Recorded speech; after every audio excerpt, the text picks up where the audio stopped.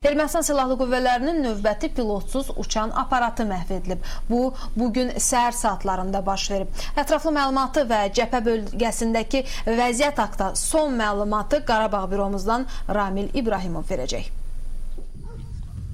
Erməni silahlı birləşmələr cəbhə xəttində yenidən təxribata əl atıb. Belə ki, bugün səhər saat 9 radələrində qarşı tərəfə məxsus pilotsuz uçan aparat Azərbaycan silahlı bölmələrinin mövqeləri üzərində uçuşlar həyata keçirməyə cəhd edib. Bu zaman Ermənistan silahlı qüvvələrinə məxsus pilotsuz uçan aparat Azərbaycan silahlı qüvvələri tərəfindən aşkar edilərək sərrast atəşlə məhv edilib. Bundan əlavə bir neçə gün əvvəl yenə qarşı tərəfə məxsus pilotsuz uçan aparat Beyləqan istiqamətində vurularaq məhv edilmişdi.